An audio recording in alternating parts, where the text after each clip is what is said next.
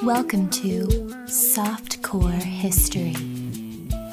Hello and welcome back to Softcore History. My name is Jake Goldman. I will be your episode host this week, and I'm joined as always by my two best friends and co-hosts, Rob Fox and Dan Rochester. How's it going, boys? So Rob Fox is your best friend because you named him first. Yeah, I'm obviously better friends. We're doing order bits now? We were in each other's weddings. You weren't even at both weddings. I wasn't at Jake's wedding, that's true. Yeah, we weren't friends. No, it took a while for us to be friends. We co-hosts, certainly. And honestly, if we had not been doing either the college football podcast or Spare Bedroom at the time, you may not have been invited to mine. Well, you wouldn't have a job here. We wouldn't be doing this. It all worked out. Yeah, I just drift away from you. Life is oddly, bizarrely different. Give me the if I didn't keep you in my life. Best thing that ever happened to you, Rob. Oh, man. Yeah. Just that's such a lovely note to start on, guys. I love just coming in here and You'd be working at a content farm right now, Robbie. Probably. Yeah. Just writing articles for $15 an hour. Wasn't that bad, but wow. Just about. It wasn't good. You're about to get replaced by Chat GPT. Well, no, actually, what I would have done is had Chat GPT do my job for me. If you're not, until they caught on. Yeah. If you're not using Chat GPT in some form or fashion, if you're being forced to write like marketing blogs right now or whatever, and you're not using Chat GPT, you deserve your station. Well, you're going to get replaced regardless. So yeah. Yeah, but use it before your bosses know how to use it. Quit. Kind of want to get a second job now. You're an SEO whiz? Yeah. You know what is? The fucking internet. Yep. And this thing's just its mouth. Yep. So, yeah, you just type that. It's going to replace us all anyway. Every time I'm like, man, I wonder what a good opening line is for this email that we got to send out for marketing. I'm like, hey, ChatGPT, give me 10 examples of a good for this. And like, if I'm not using it, I'm not going to ever use it directly, but it's at least a good framework. Obviously, edit. Is there anything we'll be doing still? Because we're not even be doing sex with other human beings. Fuck GPT. Yeah. Is there anything we're good for? No. Just, we got to move on. Yeah. We got to integrate, really.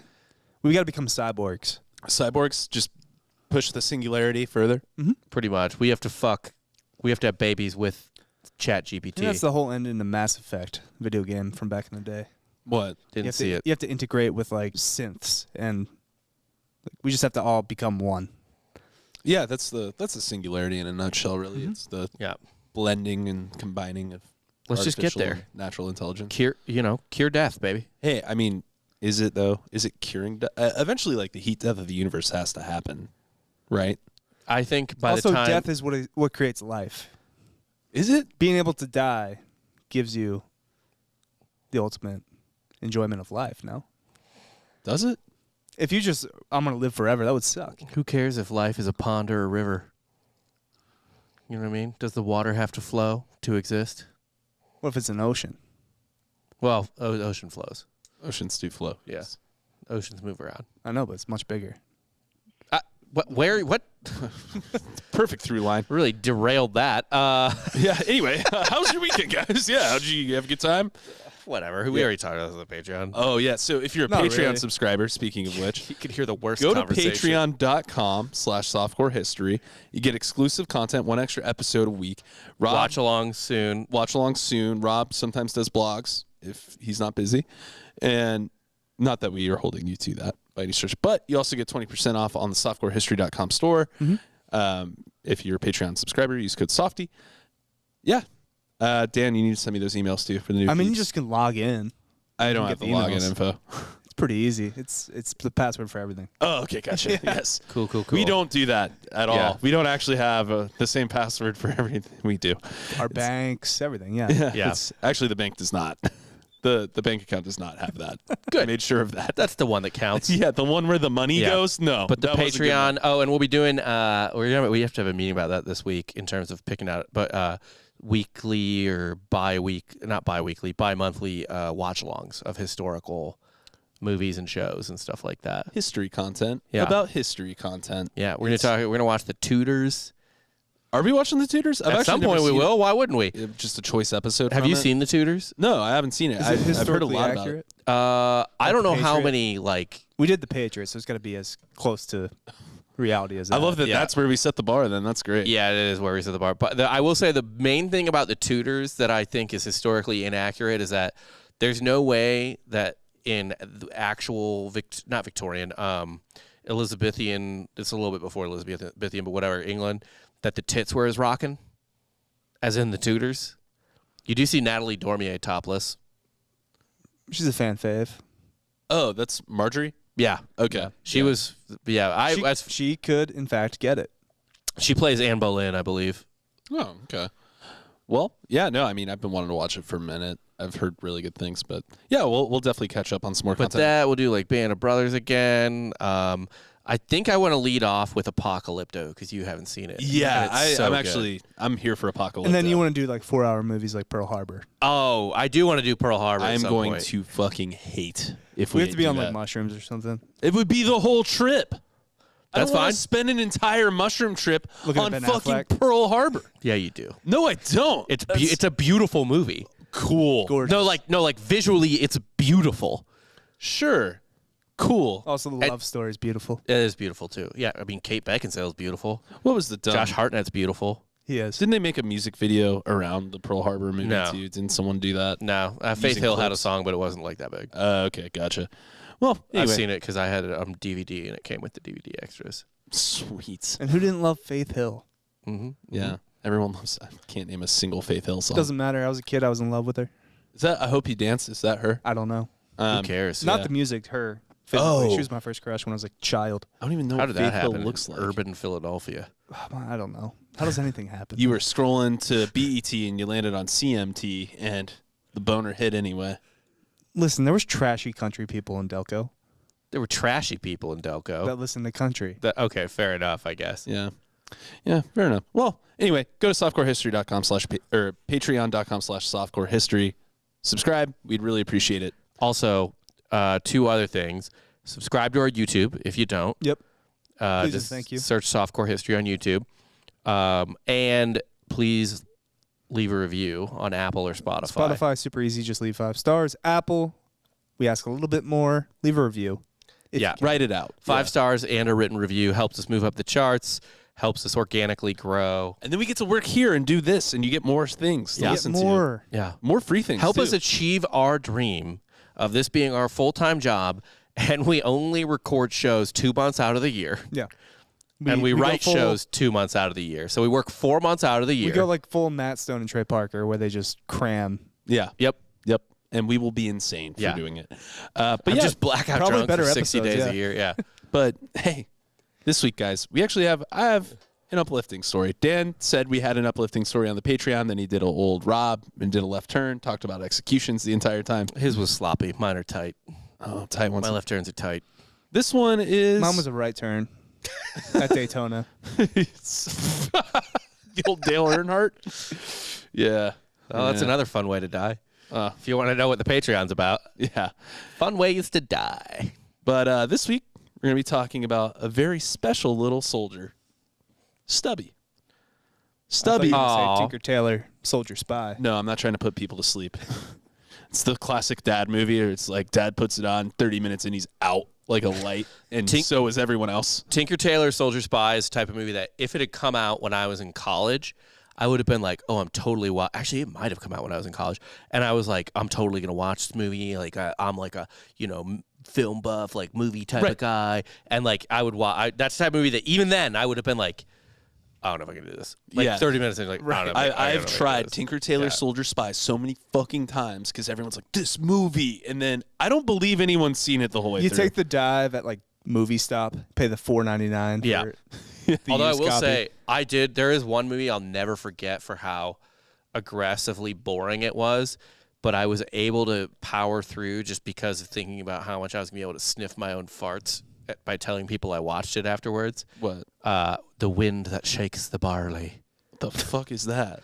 It's like an Irish Civil War movie. Oh, To go back to our Banshees of Inisherin talk from Patreon. a superior Irish Civil War movie. Yeah, and it stars Cillian Murphy. I mean, it's boring as fuck. At least you knew what was coming with that movie, though. You get at least the clout Oh, of yeah. watching that movie. The I was most like, oh, boring I watched this great independent film on the Irish Civil War. The most boring movie I've ever seen was not a good movie. What was it? The Gray.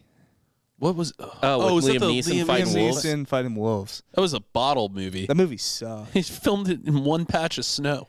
And it's not even regarded as a good film. No, it was just they were just trying to get Did that you see that taken in the money. theater? No. I Good. spent an afternoon with my college girlfriend watching it. Oh, sick. Well, anyway, we're talking about Stubby. He's a pup. Who, by the way, I wrote an article on him for TFM Stubby? like 10 years ago. Yeah. Oh, nice. Yeah. So we're bringing it back. For Veterans Day. Yeah. Stubby is the best. And we're gonna learn He's about him. awesome. Yeah, so They made a movie about him, they did. like a knockoff Pixar movie. Yeah, it's a children's film.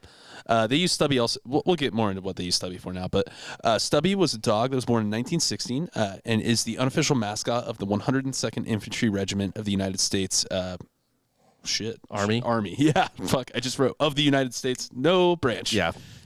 all of them. There's only 2 branches with infantry. Yeah, it's And also what, in 1916, there was Marines only a and couple Army? branches. Well, Marine Corps is, I guess, a sub branch of the Navy. at this time, right? Because Yeah. there wasn't Air Force in 1916. The Air Force didn't happen until after World War II. It was the Army Air Corps at the time. But yeah, Stubby was actually assigned to the 26th Division in World War I. Stubby has been called the most decorated war dog of the Great War and the only dog to be nominated and promoted to sergeant through combat. So he's pretty impressive. Also better than a war pigeon. That war pigeon was a fucking hero. He got shot. He took it like a boss. A pigeon taking any amount of bullets, not even buckshot He's or whatever, a beast, man. but bullets. Well, buckshot would destroy a pigeon. Or what's the bird shot? shot, Sorry, yeah. bird shot. I know my guns. I work at a hunting company. You do. But still, harder I know sell than just as much a as you. dog. What? Much harder sell than a dog. A Totally. pigeon? A Yeah. pigeon. That's just a rat. But how did Stubby get to where he got? So Stubby was a puppy, and he was found wandering the grounds of Yale University campus in New Haven in July 1917, while the members of the 102nd Infantry were training. Silver spoon. He's a fucking trust fund dog. A trust fund dog, 100%. Yeah, totally. He is just like out boozing one night, wandered in, saw these guys all training. He's like, "Sup, bros?" Yeah. You can fight the Hun? Yeah, sick.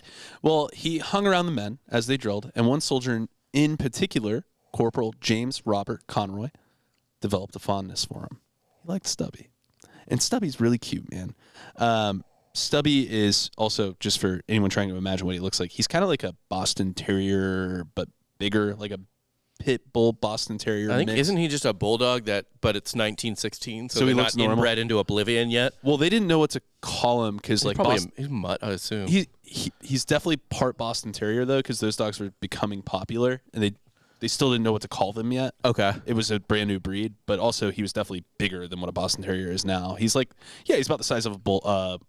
Is he between a Boston Terrier and a bulldog, like English bulldog? No, not an English bulldog. More like a pit bull terrier. Like he's kind of a mix between those two. He was, in fact, I imagine, thicker.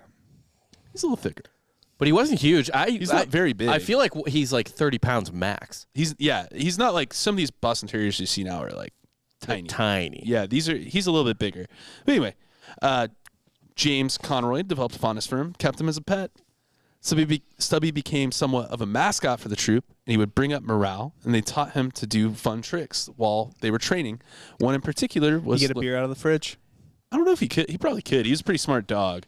But Everybody in college would train their dog to get a beer out of the fridge. we had a blue heeler, so an Australian cattle dog living at the house, and those With dogs... the rope on the on the door handle. The real trick is closing the fridge. A lot of dogs don't do that one. So we were like, sick, she got a beer. And then like an hour later, It's just open. shit's just been open.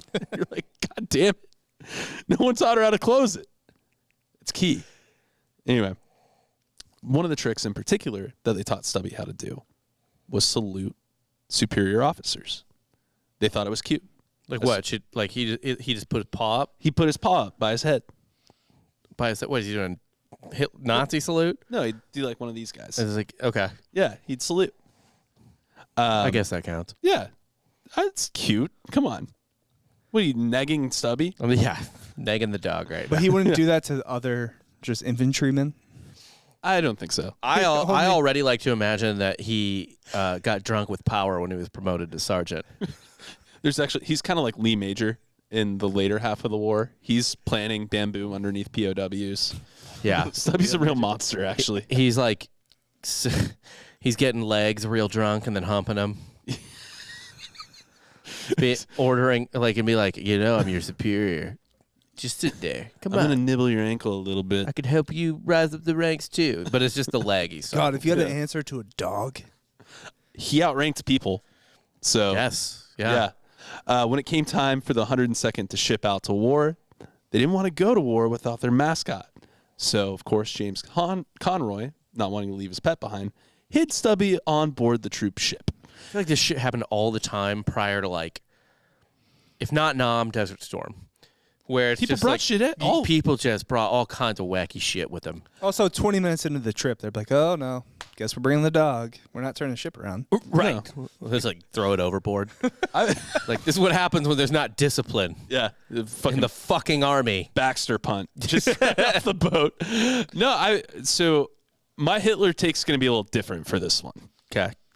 I'm going to lead with it, actually. Okay. It's this guy. My Hitler is James Conroy.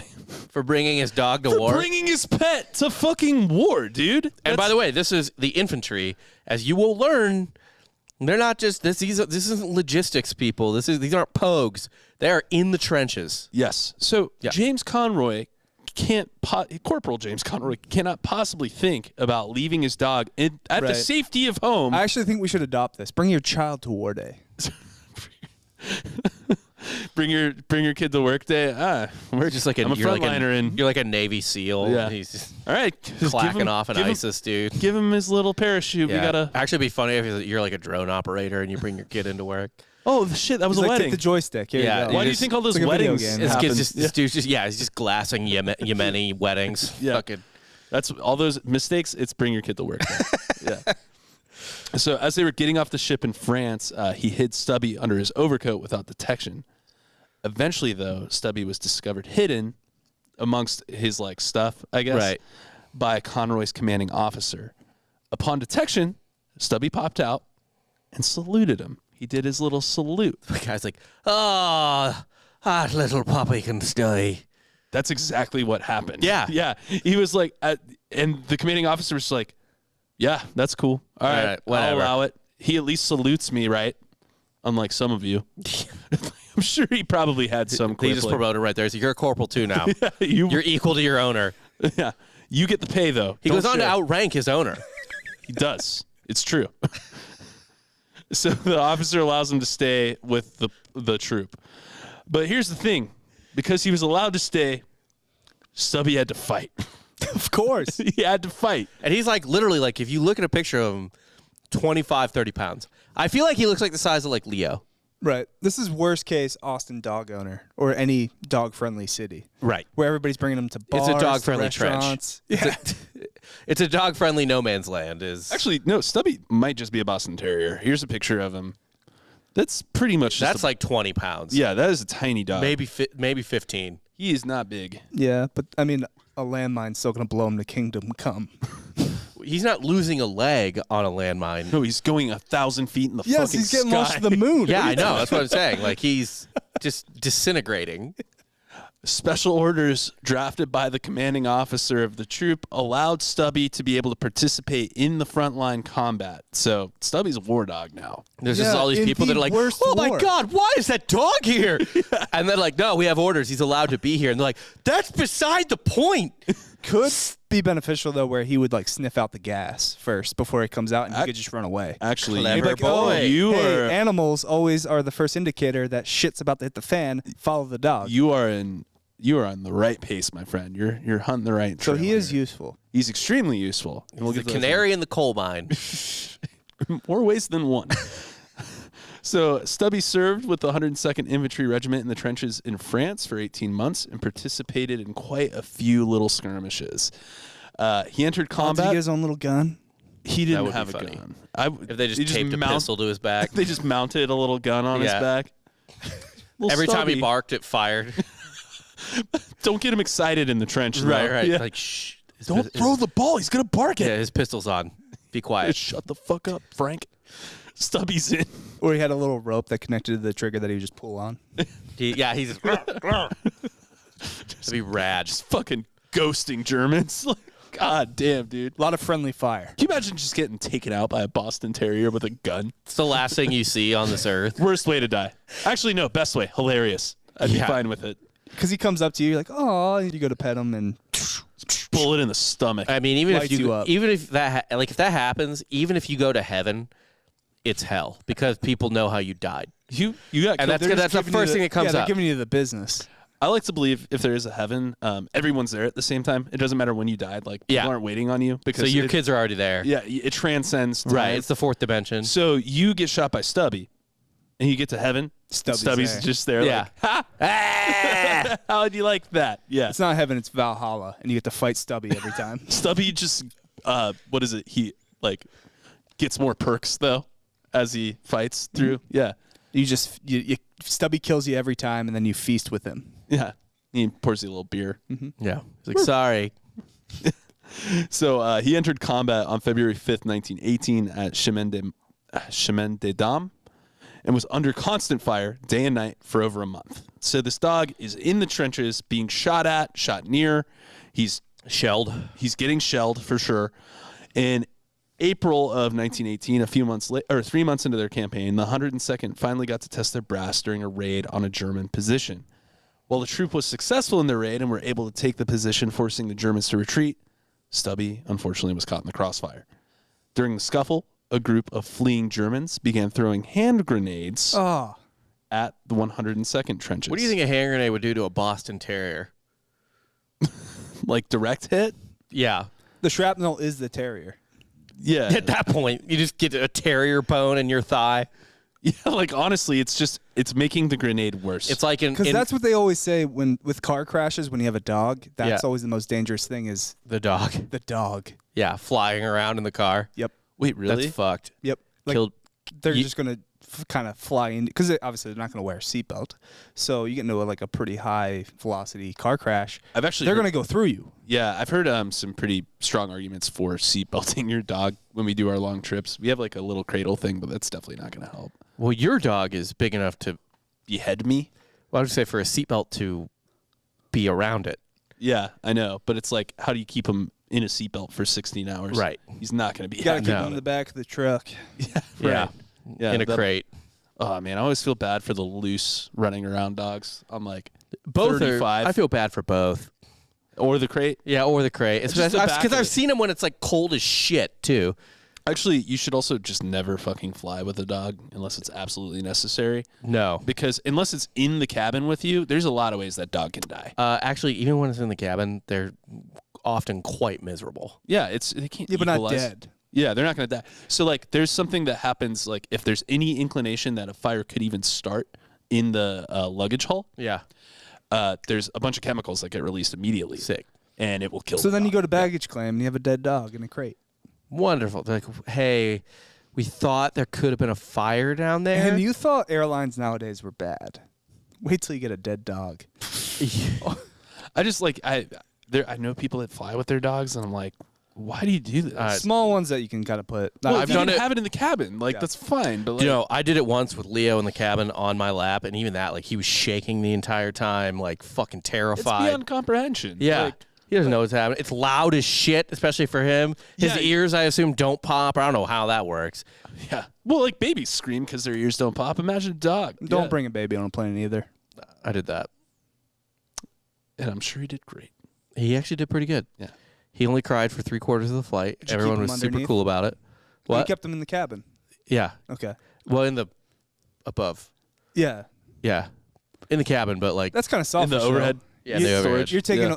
precious overhead space. Someone's dog did die. Like You should. that. You got to check in the that overhead, baby. yeah. Someone's dog. Someone's Frenchie suffocating the overhead. At the front, you got to check that baby. If someone told me like, oh, you have to put the dog in the overhead, I'd be like, I'm getting off the plane. Right. Yeah, Yeah. The I'm fact that woman complied with that. I'd be like, no, let I'd me be off like, the plane. I would be like, actually, here's what's going to happen. I'm keeping the dog with me under the seat, or you can take me off the plane. Yeah, you can put me on the no-fly list. I'm not killing my pet because you think it's convenient. Right. Like I'll it's- go to Phoenix some other time. Yeah, it's fine. I don't care. I want my dog alive. Yeah. Thanks. So anyway, Germans lobbing grenades as they're running, pussies, and Running away, throwing like, don't chase us. yeah, are you like over? And from like, every skyhooking movie it? that I've seen in World War One, German grenades were they had that long stick on It's them, right? it's called a potato masher Potato masher. Yeah. Yes. because it looks like a potato. That was their grenades in World War II as well. Really? Same design. Yeah. Do they stick? They don't. Okay. They're just a stick with a. It's just a stick with a. I don't bomb know on if you the could end. throw it to a wall and it would stick on the wall. No. You know what's weird? Speaking of bombs, this is a side tangent here, but like, you know, we all know like the cartoonish version of a bomb. It's like a Right. black ball with Yeah. a fuse coming out of it. Like, never seen one of those in real life. They're pretty old. I looked it up. Like, they didn't really exist like that. No. No, it was like a cauldron. They Yeah, started yeah. making bombs in like pots, basically. Right. But it's somehow over time that's just become like the accepted. That's a bomb. Yeah. That's what a bomb looks like. You yeah. know, it's a good cartoon. I mean, yeah, how do you draw a bomb, right? So I get that. Anyway, Stubby was a total badass during all of this because he was on top of the trenches barking at the Germans. Yeah. Just He like, was- hey, get out of here! My friends are in here. Yeah, he's up. Everyone's in a trench. Stubby's just up there. And by the way, I mean little dogs. You know what I mean? Little dogs in particular, they are assholes. Yeah. And they have no fear of anything. I was gonna say good guard dog if they're sneaking up on you, but also he's gonna give away your position. Yeah, Yes. they know where you are. But I mean, like that thing. That's why I think like Jack and Leo, not useful to fight anyone off. But I will know someone's trying to get into my house the moment they like scrape their foot on the concrete. Yeah, Those just little because those little fuckers just go insane. they fly around. They hear anything. They hear anything. They go insane. Yeah, no. Katie and I talk about Wheeler in the apocalypse, and it's like, I don't know. But actually, we went camping, and coyotes were really close. Yeah, He was dead silent. yeah, because he knew He sat up. some He was like, shit was going yeah, on. He's like, okay. Like, Yeah. I'm Like, I not ain't get- gonna fuck around and find out. it's like, no. It's I think Wheeler would fuck some coyotes up. I don't know, There's some man. bigger coyotes around here. Yeah. In my old neighborhood, I saw a coyote. Like it just straight up walked down. You know how my old street like went perpendicular into that street with the pond. Oh, yeah. You know what I'm talking about? I watched a coyote go down that street from my front porch. For the first like 3 seconds I was watching it, I was like, "Oh, someone's German Shepherd got loose." Yeah, there's big ones I out saw here, man. one in my apartment complex the other day where I'm like, oh, is that someone's? No. We That's gotta. just a fucking coyote. Yep. Late Yeah. at night, we gotta chase. We gotta go in. Yeah. And if you've ever been camping around like coyotes before and they're close, you normally only hear the tail end of the howl. Yeah. The wind up to it is horrifying. It is like just sounds like something hacking, like a weird engine trying to start. It's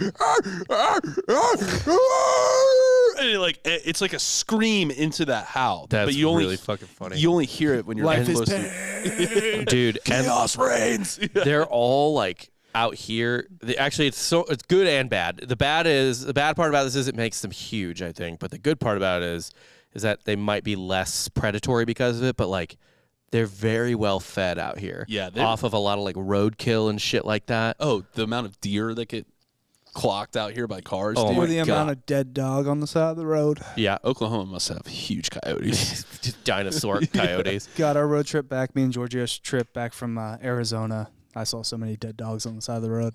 It's a Yeah. issue. It was with upsetting. interstates. Yeah. Yeah. It sucks.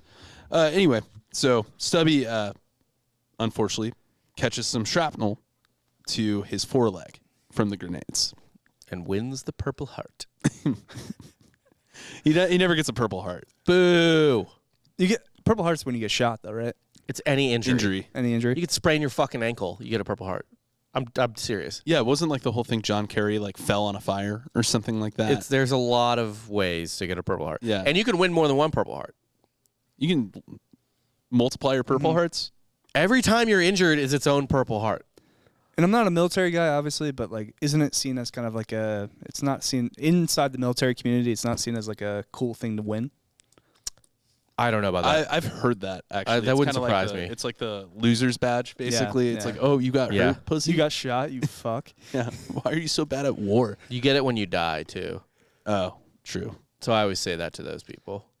All right, the people that are alive, though. Look, it's like Patton said, man. No one ever won a war dying for their country. It's true. They won the war by making the other poor dumb bastard die for his country. That's right. Wars aren't for dying. No. Yeah, well, they we are. could probably but do an entire episode on Patton. definitely could. Oh yeah. Probably should. Yeah. Not could, should. Should. At We should. some point, and that's a watch along we need to do as well. Oh, Patton? Definitely. We can. I will do that 100% before Pearl Harbor. You know who the movie was written by? Who? Francis Ford Coppola. That's awesome. Yeah. That's great. So Stubby, with his injuries, he was collected by his men in the 102nd, and they sent him to the rear, off the front line, back to a medic tent for medical treatment. I'm sure some doctor was like, "What the fuck, man?" Everyone, I imagine anyone that did not know of Stubby's existence that ran into Stubby was like, Jesus fucking Christ. Who's doing this? Why?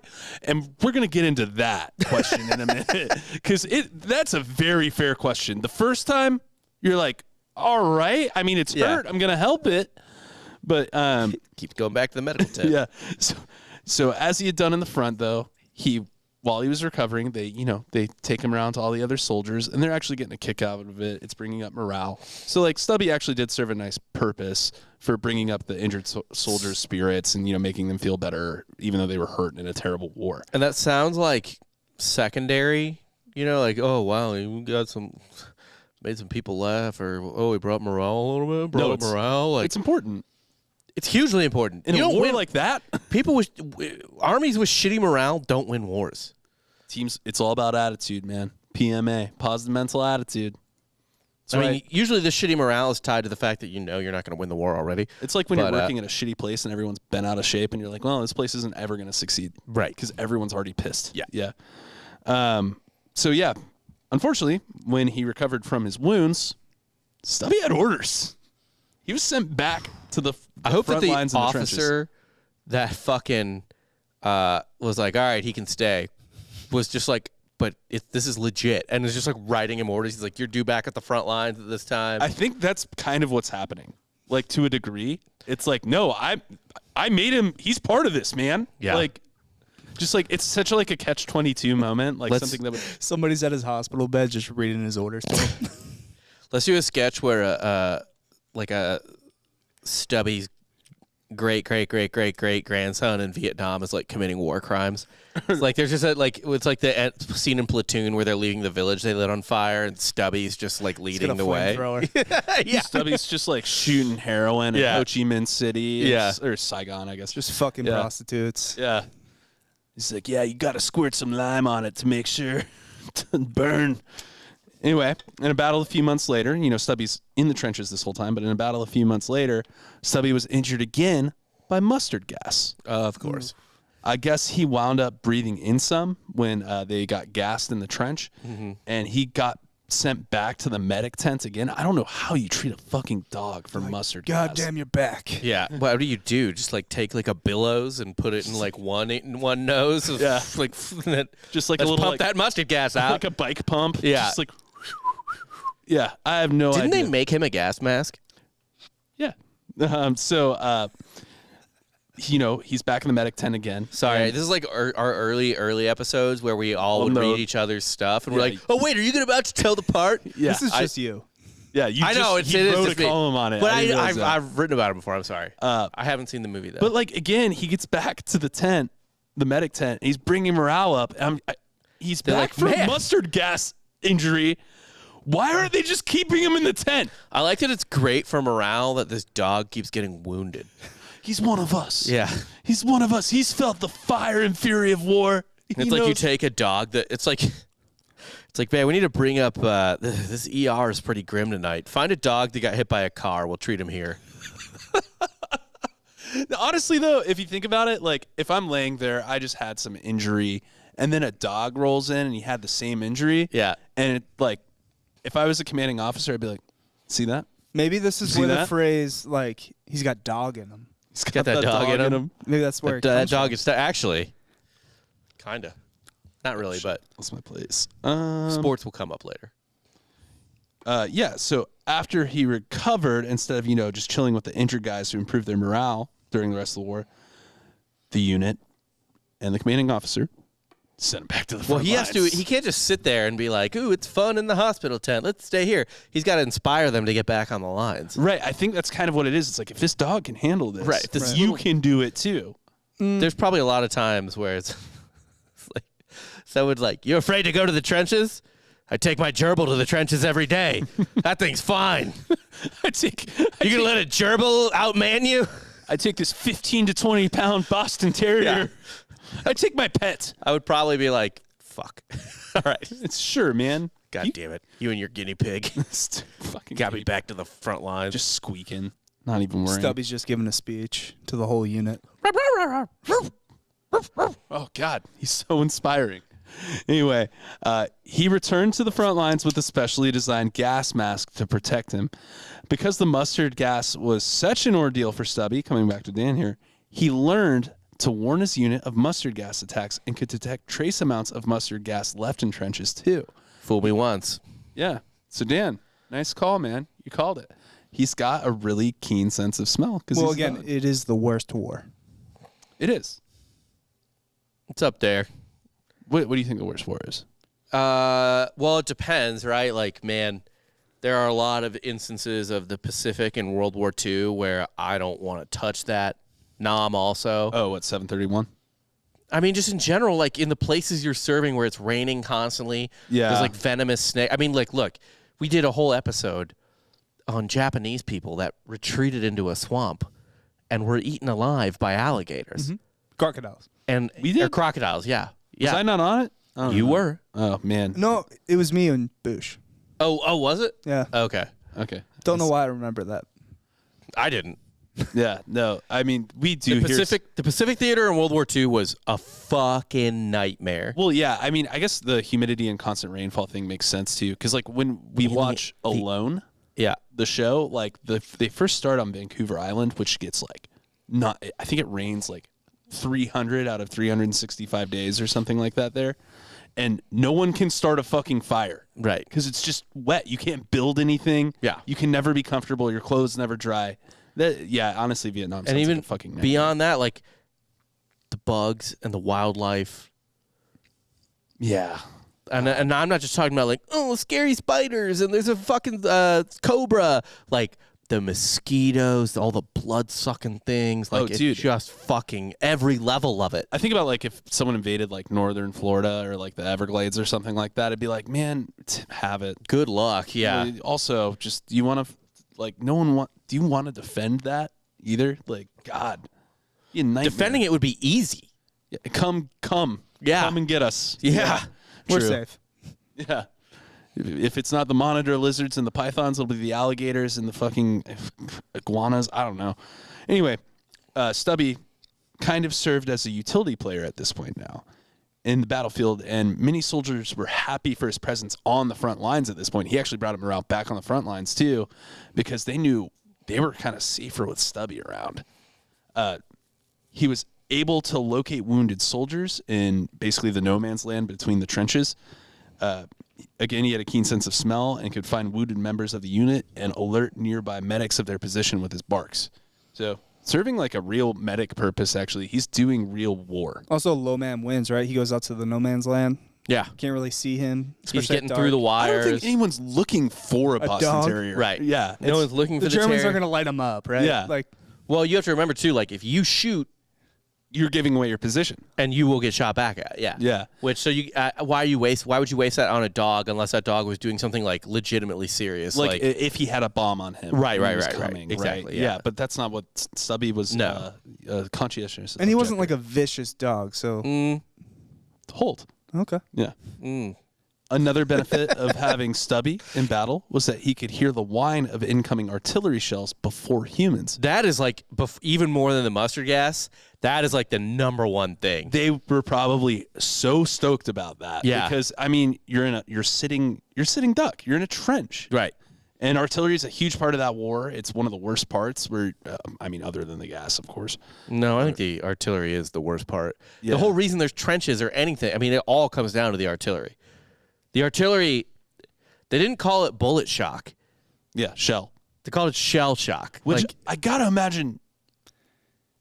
I'm still leaning James Conroy here for Hitler, because that dog probably couldn't even Well- do you think he was?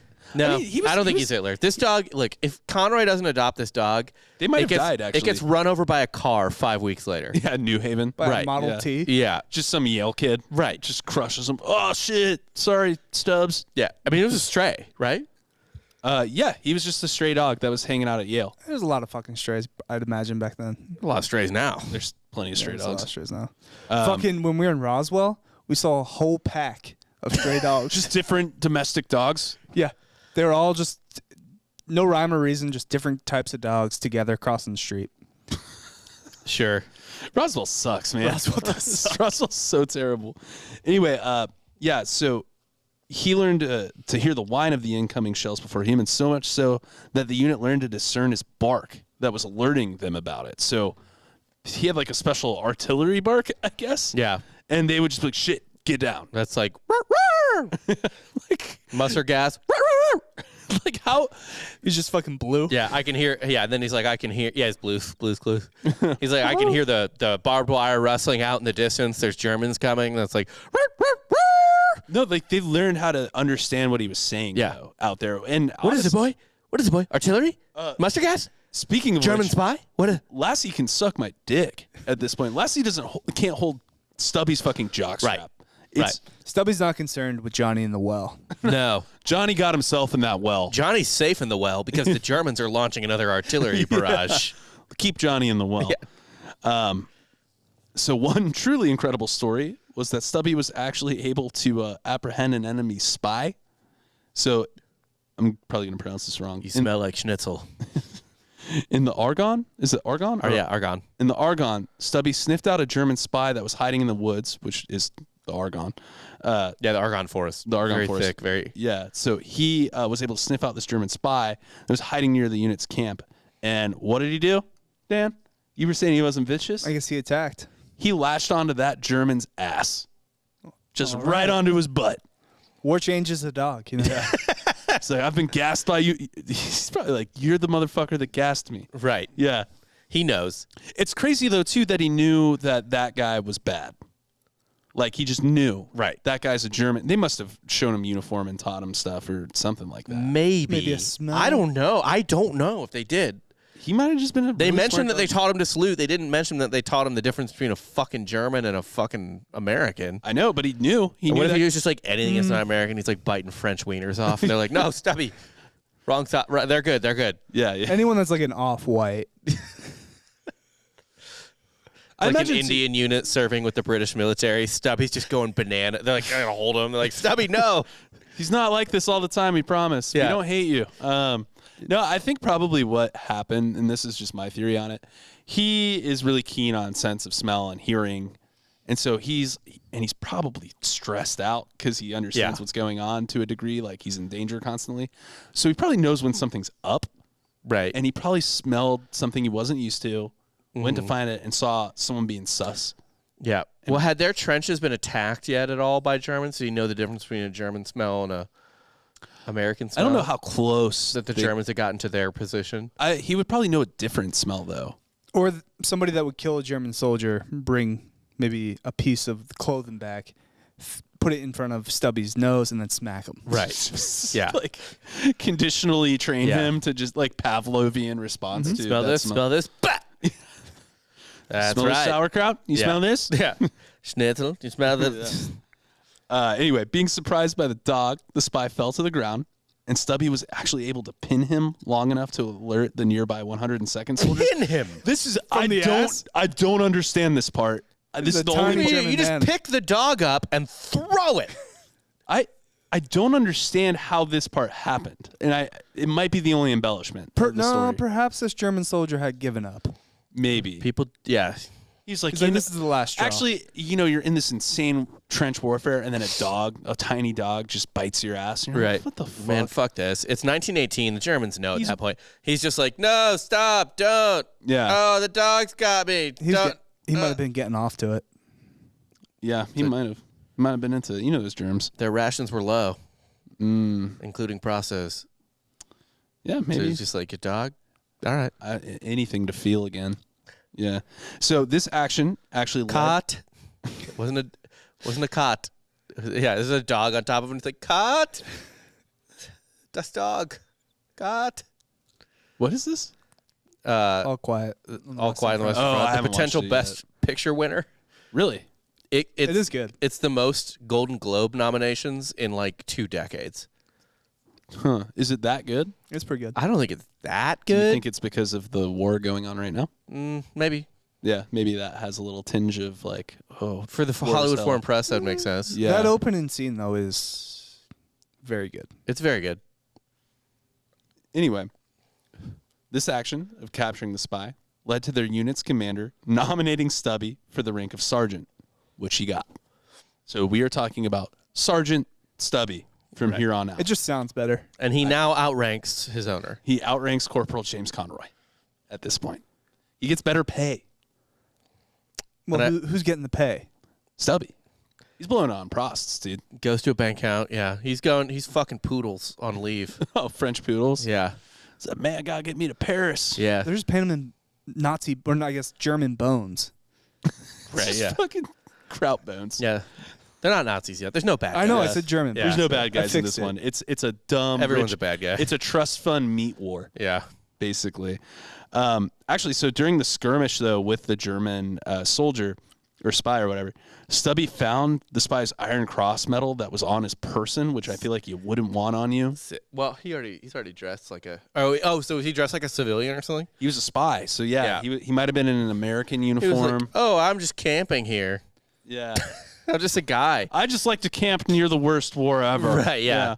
Like the people that picnicked by Bull Run or whatever. it Oh was. man, I need to do an episode on that. That's Yeah. so funny.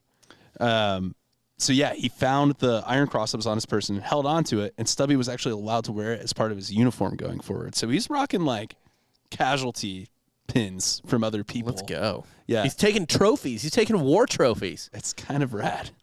So Stubby was also a bit of a ladies' dog as well. Following the retaking of Chateau Thierry, Whatever. yeah, by the U.S., women of the town made Stubby a chamois coat upon which his medals were pinned. So now he's rocking a full uniform too. And he slept with 2 of them. Yep. Yeah, and their poodle. The old peanut butter trick. Yeah. Toward the end of his campaign on the Western Front, Stubby would one more time be injured in the chest and leg by grenade shrapnel. Dog's been grenaded twice. And Mustard gassed once. Like, taking down a spy. I mean, so all in all, Stubby ultimately would serve for 18 months, participate in 17 battles and 4 offensives, receive a promotion in rank, capture a spy, and accumulate multiple wound stripes on the Western Front. This dog was more decorated, ranked higher, and accomplished more than many men in World War I. Many men. Like, it's insane. This dog actually did it. Like, this isn't some joke morale thing. This dog did enough to warrant him being ranked higher than a lot of people. Yeah, and this is a much cooler story than the Polish grizzly bear That they just fed that they cigarettes. tortured. Yeah. At the end of the war, Robert Conroy, or I was calling him Joseph. I think there was another thing he did where like Oh yeah, tell me more. I was looking for more stuff. I wrote about it in the thing. He at one point they were just the Germans were attacking a town. This is from memory. My TFM article was like deleted. Yes. Like It's somewhere in the archives. I'd have to probably. go to the Wayback Machine to find it. But like they were defending a town, and like I think he just straight up helped fight off German soldiers, like not spies but like just like run at him. armed German soldiers. Like he helped fight them off in a like defense that was like not like, oh, they're coming. We got like a kind of like desperate-ish defense, like a defense that was They strapped a bayonet the outcome to his that was in back, question. Now that would work. and he was just Yeah. stabbing him. No, like he helped fight off armed with rifle, bayonet, whatever German soldiers in the defense of a town. That was like not a foregone conclusion who was going to win the battle. Damn. And he helped like Because who wants? I to think be he was the- defending a machine gun. Oh really? He helped defend a machine gun position from Germans. Because who wants to be the dick that shoots a dog? Dude, if I'm in that war, I'm killing everything that's not on my side. Yeah, but like, Honestly, though, I it's say a that. cute dog. I Right? say that. Yeah, it's really. If it was a cute. Rottweiler, Yeah. it's probably getting murked. Yeah. Because it's going to rip your fucking throat out. Right. Yeah. Yeah, you put a bullet in a Rottweiler immediately. That's what I'm saying. This is the perfect dog. If I'm walking down the street, Right. If I'm walking down the street and I have a gun and a Rottweiler is snarling and coming at me and my dog, I'm killing that Rottweiler. No questions. Like, easy. But, yeah, I kind of get what you're saying because I say that, like, oh, I'd kill. No, I probably wouldn't. Not killing this little dog. It's going to take you back to a time where you're like, oh, man, I miss cute dogs and, like, being not in this fucking war. It takes you out of the moment and then you get murked. I think that's a lot of the advantage Stubby has, though, too. It's like no one's expecting Stubby. He's like, aw. Wait. He's got a bunch of wound stripes. He's a sergeant. Did he just drop a grenade? Shit. This dog's it's like the rabbit in Monty Python, the Holy Grail. It's like it's just a bunny. It's the funniest fucking scene. Bring out the In whole, any movie ever. It's one of the best. Yeah, so at the end of the war, Conroy and Stubby returned home. After their return, Stubby became an overnight celebrity and marched in and normally led many parades across the country and was a permanent staple in Legion parades until his passing. Stubby was sort of a Forrest Gump type as well. After the war, he was received and honored by President Woodrow Wilson. He played football at Alabama. Dude, you keep calling things. What? Dude, yeah, just wait. He would also meet Presidents Calvin Coolidge and Warren G. Harding. He also appeared on vaudeville stages and was awarded lifetime memberships to the American Legion as well as the YMCA, so free gym pass for life. Sick. Because, Stubby be lifting. In 1921, General of the Army's John J. Pershing presented a gold medal from the Humane Education Society to Stubby as well. During that same year, he attended Georgetown University Law because Conroy was attending there for law school. Because of his popularity, the university offered Stubby the position as mascot of the Georgetown Hoya football team. Okay. Well, as a marketing ploy at every Hoya home game, Stubby was given a football at halftime, and he would kind of go out and push it around the field with his face and carry it into the end zone, and people would just cheer for Stubby. They'd be like, Stubby! And he's Stubby. probably the most accomplished Georgetown football player. Yeah. Do they even have a football They don't have a team anymore. Yeah. But people... So, yes. Yes, he is. So people actually began coming to the games just for Stubby, and he is actually credited with inventing the halftime show. Because it wasn't just a band or whatever. They had something else going on out there. It was Stubby. So there's no Rihanna without Stubby. It's all a straight There's line no from red Stubby. panda without Stubby. There's no Janet Jackson nipple slip without There's not Stubby. a woman on a unicycle throwing cups on her head. There is no left shark. There is no Pee-wee kids playing on full-size hoops at the basketball game without Stubby. Think about that. Mites on Ice. That's the best version of that. Oh, do they Hockey. do that for hockey? For hockey, yeah. Is that insane? Do they fight? No. No, there's like little 8-year-olds that can barely skate. I was a part of that once. Mites on Ice? No, but for the professional indoor soccer league, they would do that too. Well, And our team played in between. that doesn't really count, does it? We played where the Blues play. Like I played fucking indoor soccer in a professional arena, bro. Nice. I played basketball after a Sixers game. Yeah. It wasn't during halftime. That was after. That was, That's dude, cool. we were all so fucking hyped for that. I bet. Like our soccer team, like it was like, and it was the St. Louis ambush, and they were like a big deal in St. Louis. Like people like loved going to those games. We had the And Philadelphia Kicks, probably the same league. It was the same league, yeah, for sure. And Those games get rowdy? People get drunk as shit for those? I guess I was too busy. We were too busy, like, I was fucking like 10, 11. It's like You soccer. weren't even noticing, probably. Yeah. I will All say, of those I remember. leagues, I don't know how they made money. Like the indoor lacrosse league, the indoor Right. soccer league. I think one or two people get a lot of money and no one else does. Nobody. I remember two things from that experience. One, that we won the game, and we were all fucking, or three things. One, that we were all fucking hyped beforehand. Yeah. Two, that we won the game. And three, that I didn't really notice this. Like, I didn't think the cheerleaders were that attractive, but we were like walking out, and my mom was like, I had a better body than those cheerleaders. Good Lord.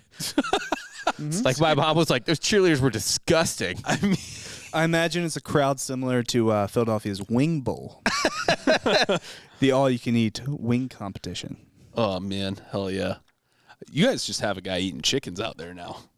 Well, yeah, he took my thing, but Yeah, he did. He swagger jacked. I mean, he did. But credit to him. He accomplished what I should have. He did.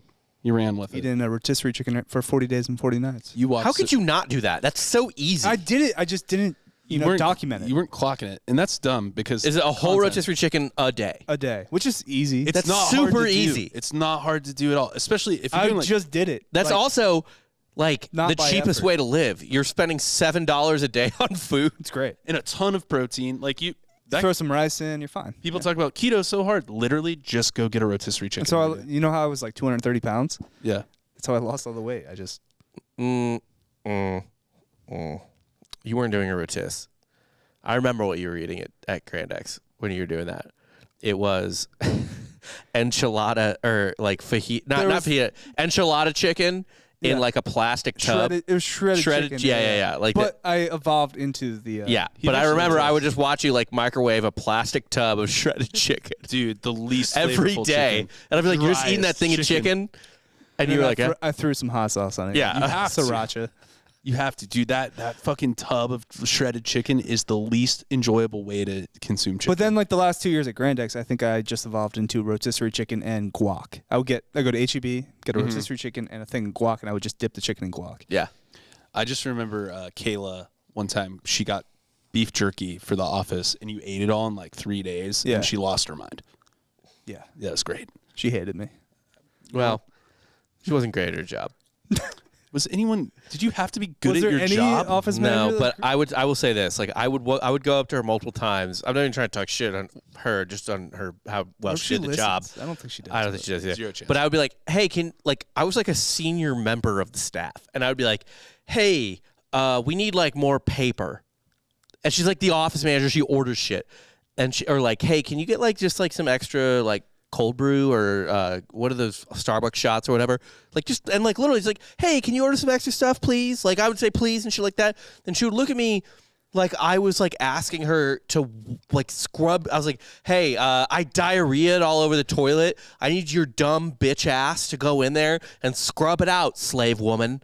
Like I would like, that's how she would look at me, and I would just be like I'm asking her for like, just get an extra case. Like click an extra number on the Starbucks double shots. I respect Kayla for that. Yeah, no, I do too. Actually, I like Never that. listen to Rob. Yeah. Yeah, no, She definitely didn't listen to me. So yeah, no, nor should you. No one that was working that office manager job should have listened to anybody because everyone was wrong. That's fine. No, I wasn't wrong. I You was were just wrong. like, please buy a little bit of extra beverages. You're this whiny bitch over here. Oh no my wonder she God. didn't buy anything. Yeah, she buys less, and I'm like, God damn it. She actually just like throws them out in front of you. Anyway, let's get back to Stubby. It's a nice tangent, but Stubby, unfortunately, died in his sleep. from the shrapnel. Yeah, the shrapnel finally caught him. In March of 1926, he was 10 years old. After his death, That's pretty young for a small dog. that is pretty young. I mean, A dude, war-torn dog. Yeah, shredded to pieces. Probably still has mustard gas in his lungs. Oh, for sure. And I mean, the fact he died in his sleep, that's Lived a a good way hard to go. life. Living a hard, and probably like, you don't know what he was doing as a celebrity after the war, I right? know. Getting into some drugs, Yeah. some women. Blasting lies. Dude, he died before he could be canceled. What if Stubby was like, just bring me some pussy, and then he was like fucking cats? It's a whole scandal.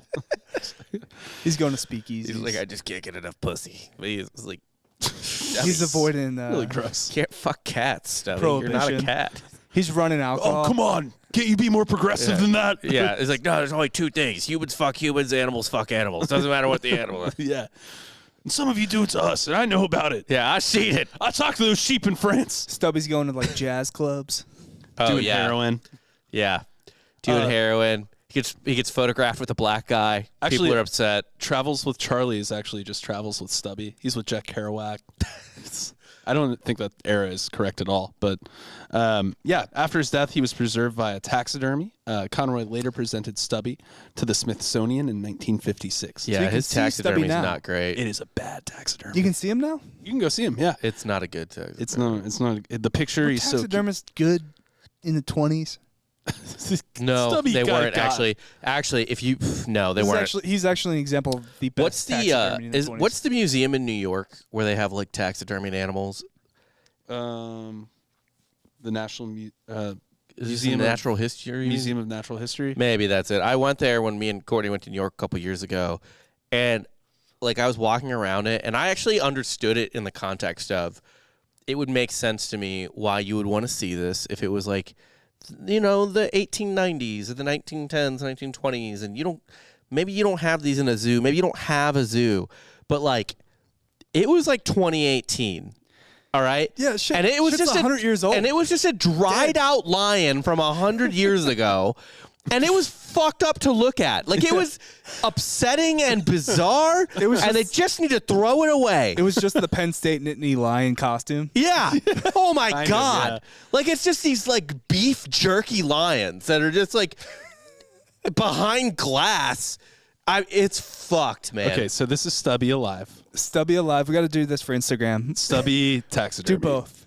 Stubby alive. It'll be a 2-photo Yeah. promotional post. It'll Yeah. be Stubby alive, dead. Yeah. What do you think about Wait, the let me see the taxidermy again. It's not that bad. It's not great though. He doesn't look the same. So that's- That could be a lot worse. It could could be be much worse, but like that's him alive. So cute. you said he full died of in life. 1926. 1926, born in 1916. He's 10 years old. So I mean, yeah, Solid job. dude, look at all the medals on that fucker though. That's insane. Anyway, I think he's probably got some touch-ups. Oh, they just pinned the medals to his dead body. I mean, he had a little. At this point, what's the difference? The ladies in France made him a chamois coat. yeah. Yeah. Anyway, yeah, Conroy presented Stubby to the Smithsonian in 1956. The taxidermy mount of the dog is part of the permanent collection of the Smithsonian National Museum of American History. It is currently on display in their Price of Freedom Americans at War exhibit. Stubby received an obituary in the New York Times following his death. The obituary was half a page, which is considerably longer than most obituaries of many notable people of the time period. All in all, Stubby was the fucking GOAT. Dude, Stubby's the shit. He's my favorite. And again, he really did not just like warn something. He fought Germans in combat. He fought Germans in combat. He literally saved people's lives in the no man's land. Yeah. He warned people of artillery. He caught a spy. Like, he did more than a lot of people Most in World War soldiers. I. Most people. Not just most soldiers.